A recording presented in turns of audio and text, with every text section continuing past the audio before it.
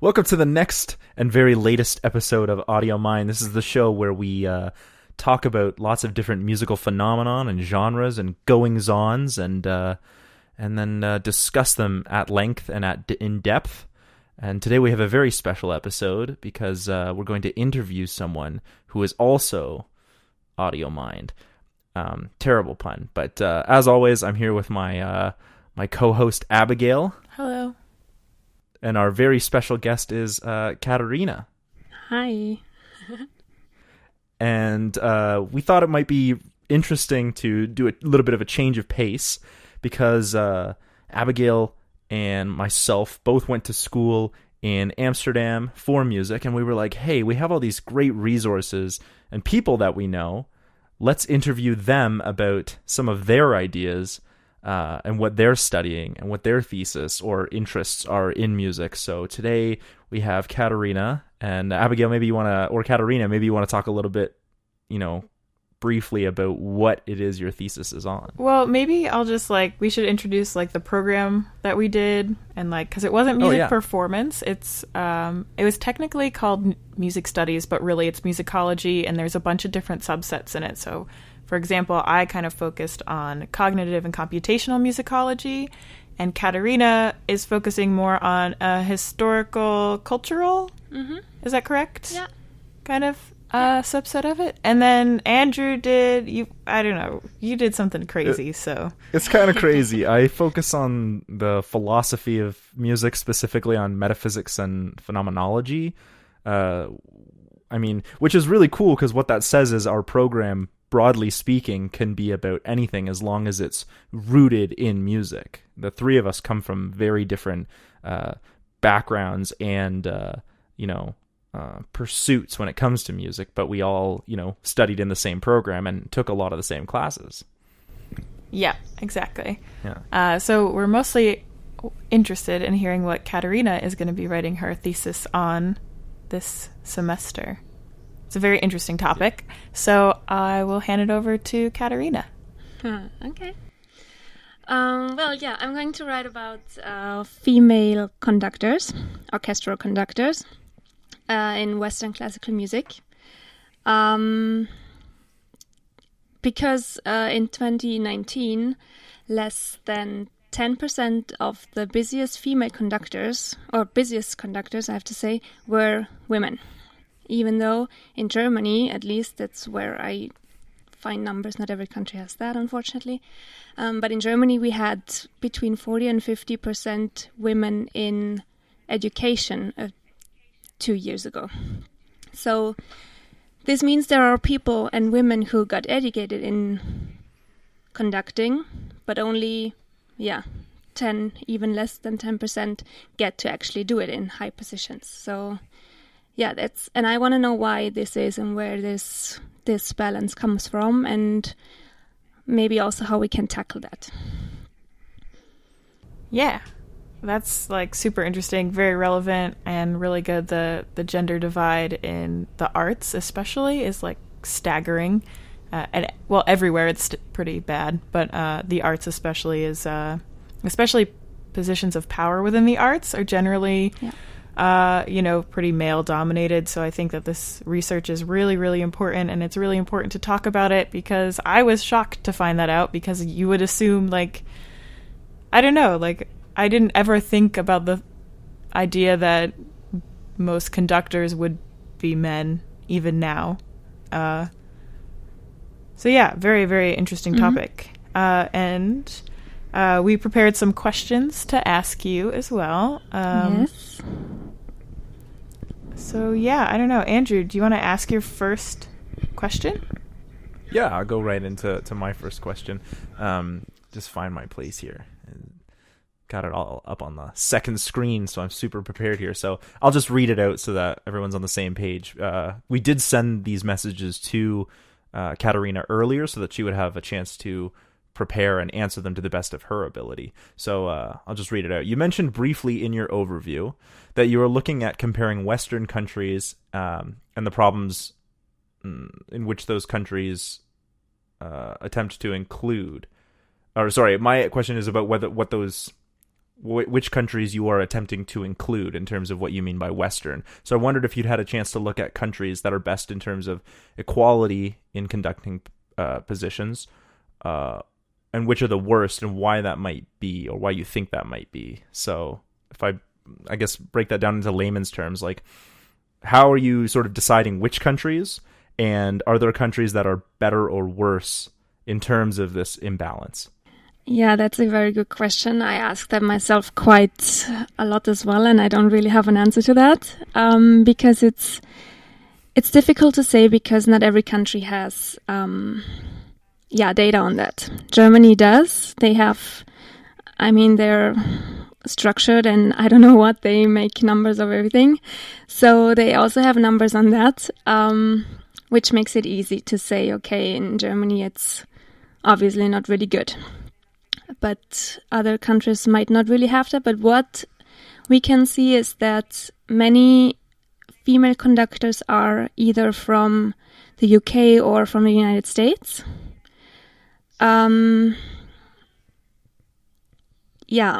It's quite hard to say why this is. In Germany, for instance, we have it that many women get educated, but still most of the women that are really conducting, also in higher positions, are from either the UK or the United States, or from somewhere else even. Yeah, so that's really fascinating. That the fact that, like, I mean, you speak to the fact that I'm assuming you have statistics around and research done around like women being educated in conducting in Germany specifically, and yet all the positions are being taken up by those who are educated elsewhere or have nationality elsewhere. That seems very strange to me, that it would be like, hey, come and study in Germany, conducting, but don't get hired here. Like, that's almost what the message is. Yeah, it's super weird, and I really don't get it. It's part of the reason why I want to research this and why I want to talk to people about this, because the discourse on that is also not very elaborated yet. It's super weird, and I have honestly no explanation for this really, because to me that doesn't make sense at all. And I don't know what it is, but something is going on there. I wonder, this is just like speculation, but I wonder if it could be kind of like dependent on the classical music scene, I guess. I'm not super not interested. I am interested in the classical music scene, but I'm not very knowledgeable about it. So I wonder if it could be that these female conductors that are coming from the UK or from the US are really well known within the UK and the US, and by conducting an orchestra in Germany, maybe they assume that they'll get more listeners, because like I assume there's a bigger market in the US for like classical music listeners, I guess. Although I'm sure it's also popular in Europe as well. There might just be a higher population of people who might be following this one particular a conductor from the US. I don't know. Just speculation. Yeah, it's... in Germany and also in Austria, it's probably similar. Those countries are very, traditional and conservative when it comes to classical music, because, if you look at the people, the target group is quite old and wealthy and full of traditions. Also, the history of classical music in Germany and Austria is huge. And even though the opera houses and concert halls get funding from the state or from the city or many different sites, I guess, I assume they just want to be on the safe side and don't take risks really by inviting a conductor that is either not well known or probably a woman that might, I don't know, offend listeners and risk that they don't sell the tickets. Even though I guess in the United States it's even more like this because they have to act like companies and then they don't get really a lot of funding from the government. So it's kind of contradictory to me. But yeah, I guess... I was wondering... Yeah? Go on. No, I just want to say, I guess you probably have to be quite well known already or reputational. I don't know how you say it. Reputable in the field in order to get hired by German or Austrian concert halls, because then they're on the safe side, I guess. That's at least an explanation. I was wondering that would make sense if you know what the breakdown is for the UK or the US, or if those countries are as good as publishing, or have any data on what the breakdown is for the gender gap in conducting. Do you have it? Like, not even off the top of your head. The reason I ask is because I'm wondering speculatively. I'm wondering if the problem is more widespread systemically, like more globally. So the reason we're seeing more female composers from the UK and from the US in Germany is because they're also not able to get jobs in their own country, so they start looking elsewhere. That's just purely speculation. Yeah, that's a possibility, yes.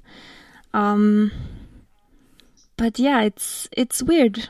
They don't really have data on that. At least I didn't find a lot. What I found is that British classical music magazines such as Classic FM or Gramophone magazine, and also Backtrack, those magazines make statistics on their own and based on reviews and other data they collect from all sorts of perspectives, I guess, and they make in their magazines kind of statistics how many women there really are, and I mean they also kind of shape the discourse on it, because I mean they write or have people write about things, and they talk to female conductors as well. But yeah, there I feel like the discourse isn't really critical about this. They ask them about how is it being a female conductor, but then they say either there's a problem and we need more, but they're not really critical about it, I feel like. At least not critical enough for my taste. And that's the only data I got from there, but it's very well possible that they don't find jobs there as well. I don't know if in the UK there is a really big market on that, or if they have to focus somewhere else. Yeah. So a lot of the data that you have is focused around Germany, just simply like your thesis will be focused around the German music market, just simply because that's where the most data is, not because of any kind of bias on your part necessarily. Yeah, I didn't want to focus it on at least I thought I should or I could, but then I didn't really want to focus it on a country, because it's kind of difficult, because one problem, what might be a problem in Germany might not be a problem in the Netherlands, for instance, or in the United States. Or so it's kind of difficult, but lots of data I get is from Germany for now, at least. But, that's very interesting. Abigail, let's hear your question. Okay.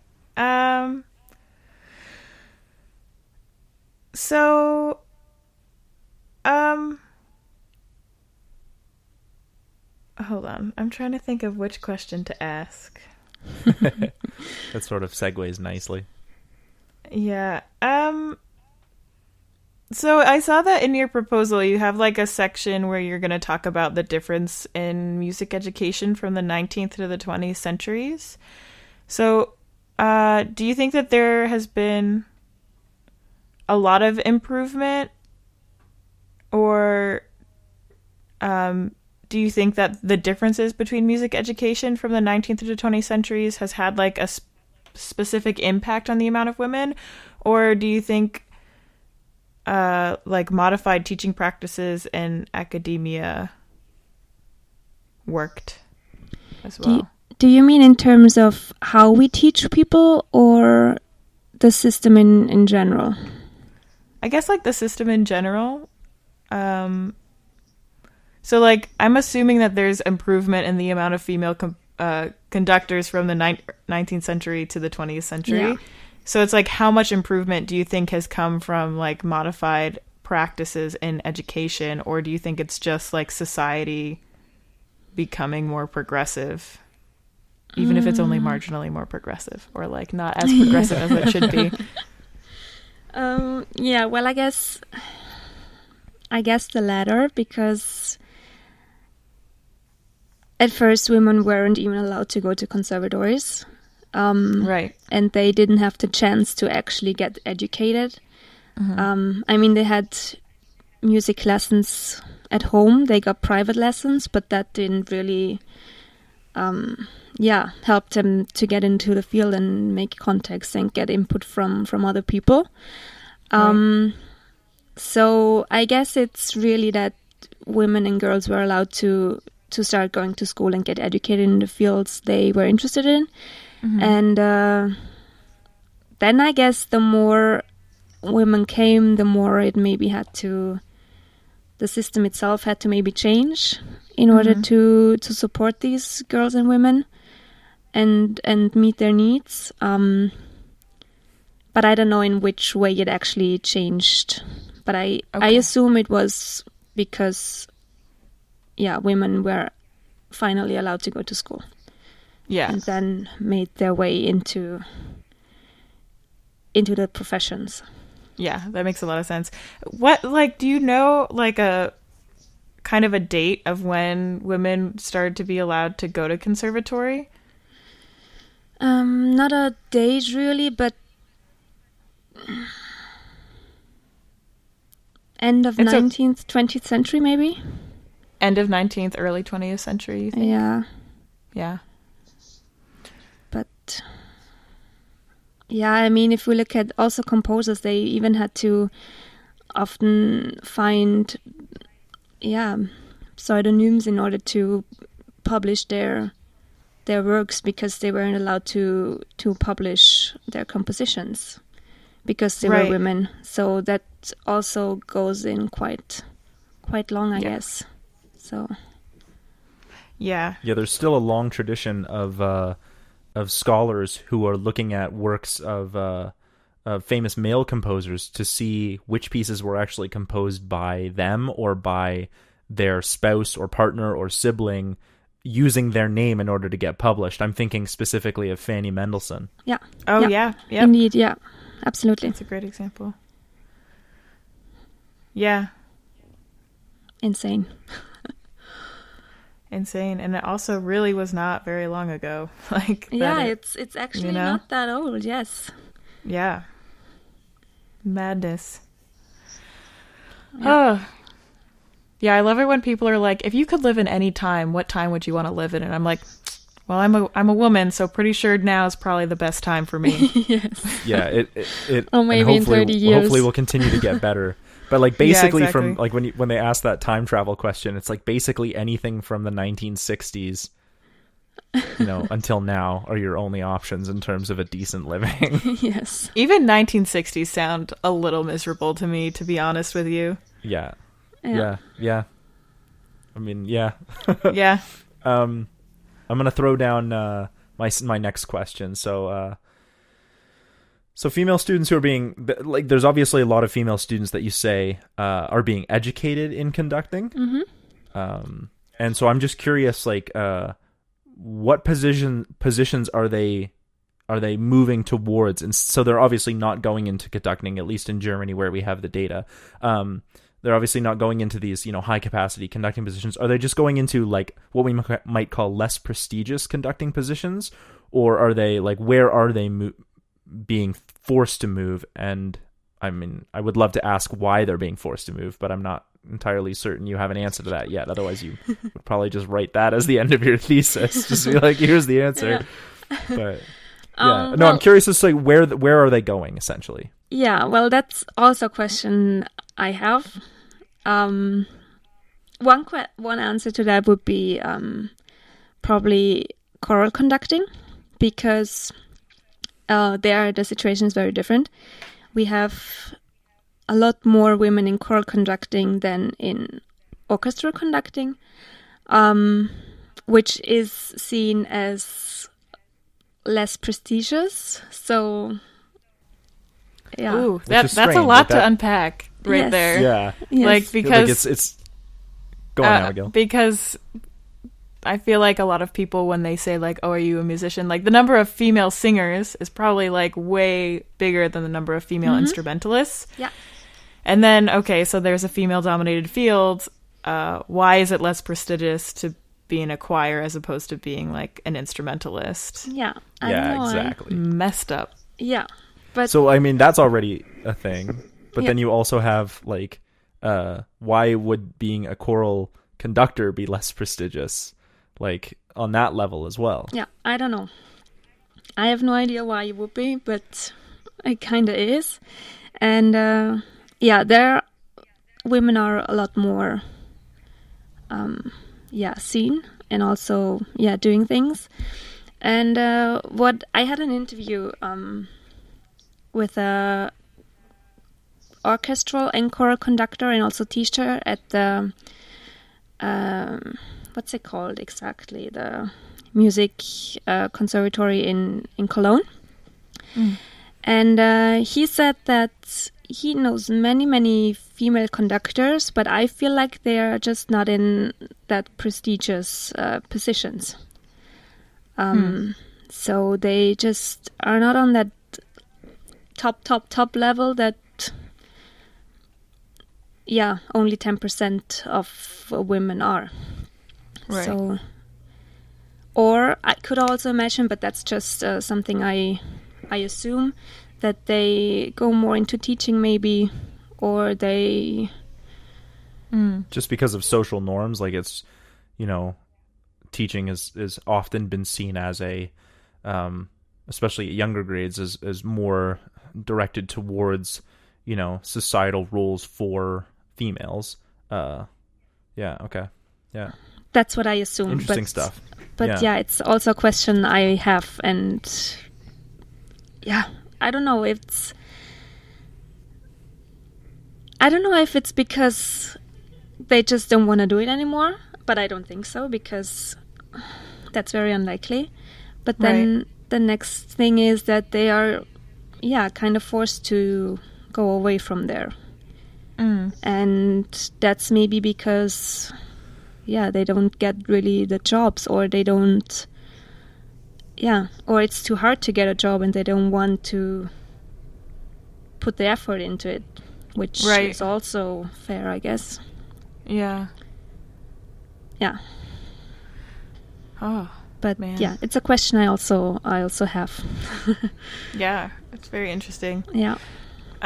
So we're also wondering if you have any predictions on, like, what's the best way to combat gender inequality that's present, I mean, in the music world in general, but also the conducting world specifically. And do you think that there needs to be more specific opportunities catered towards women, or do you think like just having an awareness of it is helpful enough?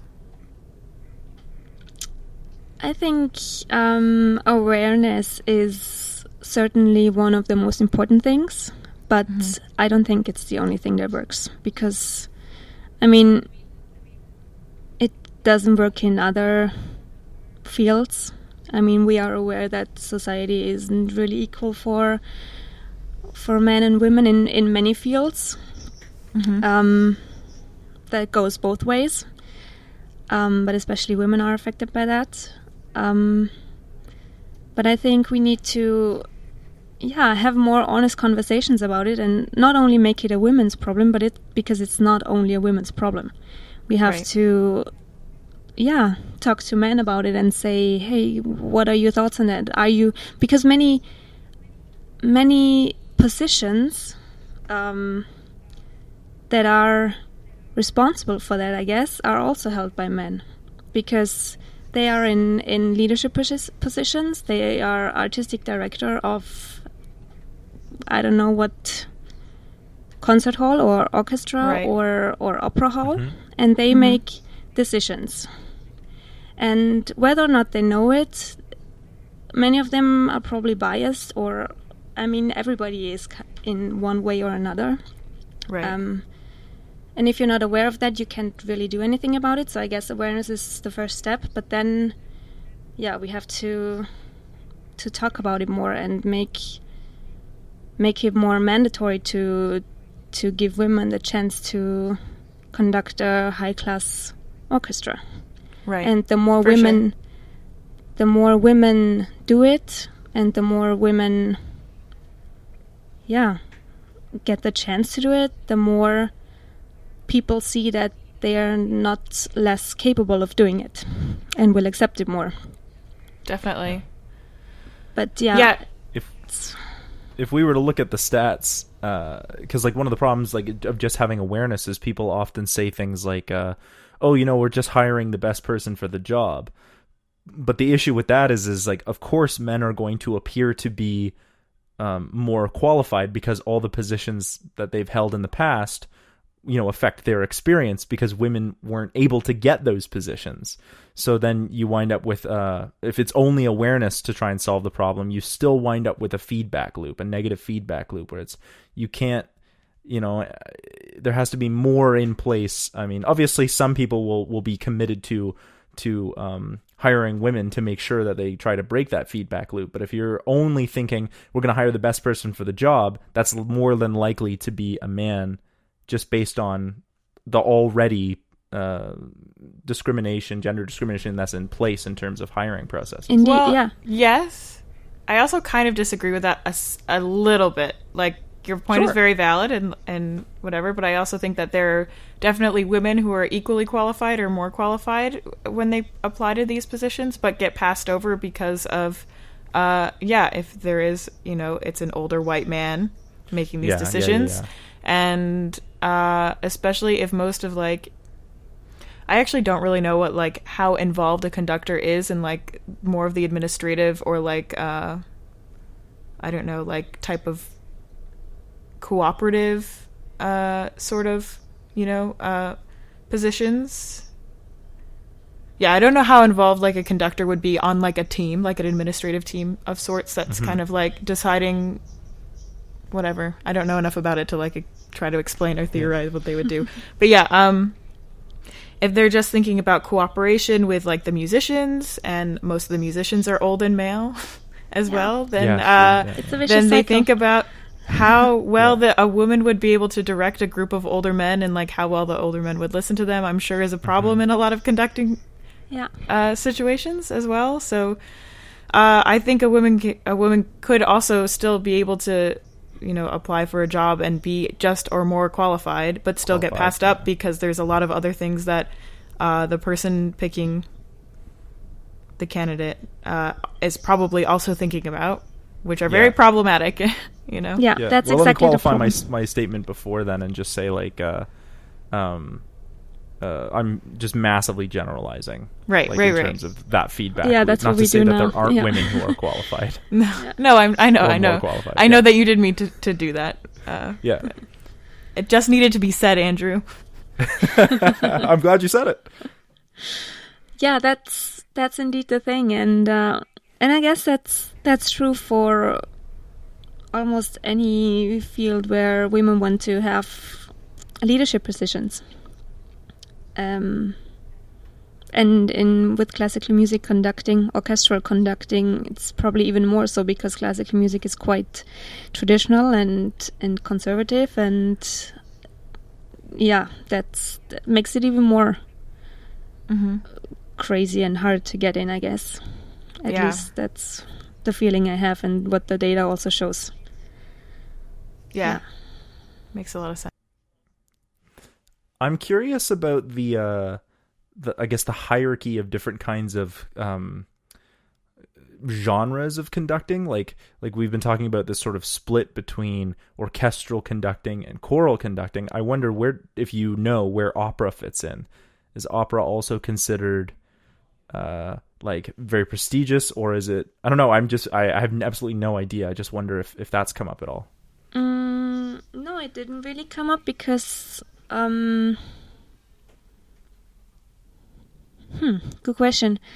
I consider it also as part of orchestral conducting, kind of. Because the conductor mainly works then with the orchestra and, of course, also with the singers. But, yeah, hard to say. Interesting. If that is considered as being one extra genre, but at least I didn't do so for now. I might have to, now that you say it. No, I was just curious. I can see why it would be considered orchestral. I was just curious as to whether like there was like a sort of a hidden secret hierarchy to conducting that I was not privy to, and whether you had found like, and then where opera was just the one that came to the top of my mind because it is high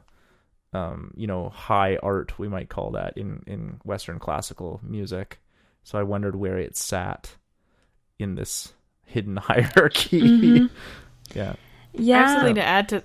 Oh, sorry. No. Say. I was also like, in addition to thinking about opera, also like jazz bands, I guess, are kind of now more of a institutionalized thing for a lot of music concert halls.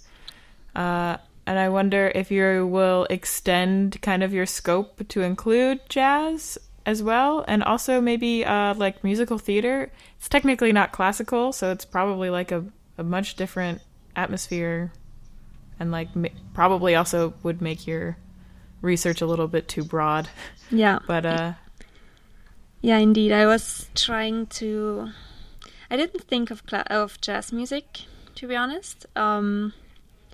But I think I was even considering making maybe a comparison, or just taking choral conducting into my research. But then I just decided it's too broad, and because the situation is also quite different, because there are more women, and that makes it it's hard to compare then, or right. to maybe fit it into the research I want to do. I was considering maybe doing a comparison between choral and orchestral conducting, but only if I find out that orchestral conducting is not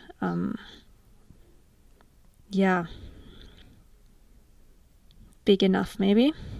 But I don't think this is the case, so... Yeah. Yeah. I'm sure you're going to have a lot of... I'm sure there's a lot to explore there, so we'll definitely. See. Yeah. This idea of comparison leads me into my last question, and my last question is a bit not super relevant, but I just wanted to know if you were taking this into consideration, which was if you are comparing, non-Western or non-classical traditions, and whether they show the same kind of gender bias in terms of, prestigious positions towards women. So we talked about jazz, but I was thinking more like non-Western countries and how their approach to women in positions of music was relevant at all, or whether you were just focusing on classical music in Western countries. No, I was just focusing on classical music in Western countries, but I mean, the way societies are built, also, or often, especially in non-Western countries, and the status of women I can imagine there's maybe a similar problem, or maybe an even worse problem, or I don't know if I want to call it problem.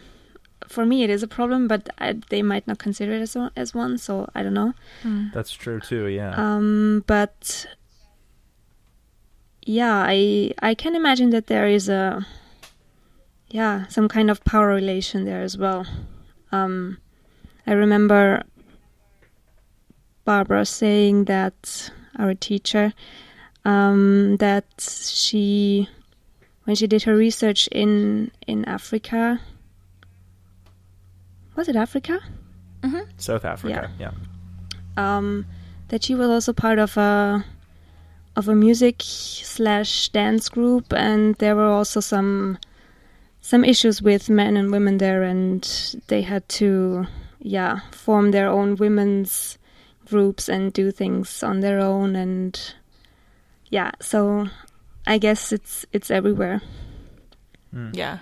More or less. It would also be interesting maybe to consider like Asian countries as well. Like I know China and Japan and I think also South Korea have a very, very big classical music industry as well. Yeah. And I wonder, I mean, I would assume that the problem is just the same, as in it, like, you know, there aren't as many female conductors and, you know, very few very busy female conductors as well. Could very well be. And of course, expanding that research to the whole world is really daunting for just like a master's project. Yeah. So. Yeah. But it's almost a shame that you have to narrow your scope. I mean, obviously, we want to make sure you finish your thesis, but you know, clearly, we're finding all these interesting avenues to continue to explore, and I mean, you only have so much time and so many words that you have available to you for a master's thesis, but because it is kind of a shame, like you may come to one conclusion, but unfortunately not have been able to look down another avenue that is directly, you know, causal in the relationship to what you're studying. Yeah, so.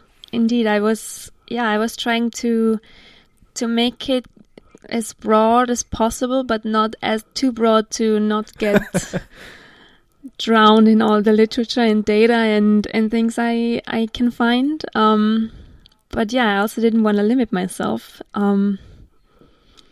It's a fine line, I guess. But what I can't do now, I might be able to do sometime else. I don't know. Get a PhD somewhere. That's what PhDs are for. Write a book. Write a book, yeah. Yeah, we'll see. Yeah.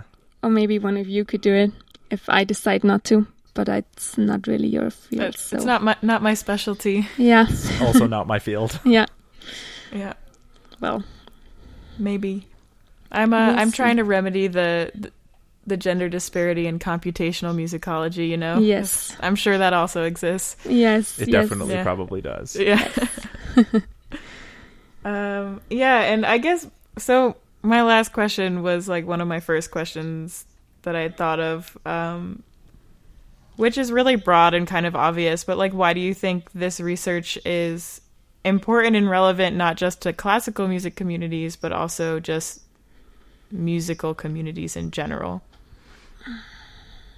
Or arts communities. You could even the world, you know? It applies to everything.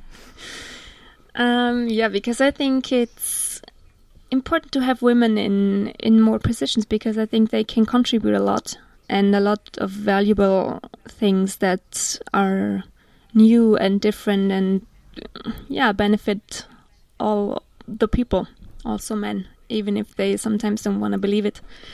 You excluded Andrew, of course. Yes. Yes, of course. No, but like just yes to that. So I think I don't know, there's not too much making aware of this, and even if it might annoy some people, and even if people might think that we have come along where we have, but we're absolutely not there yet. And right. I think only everyone can benefit from a more equal world in whatever field or profession or sector you want to see it. That begins at home and ends in front of an orchestra.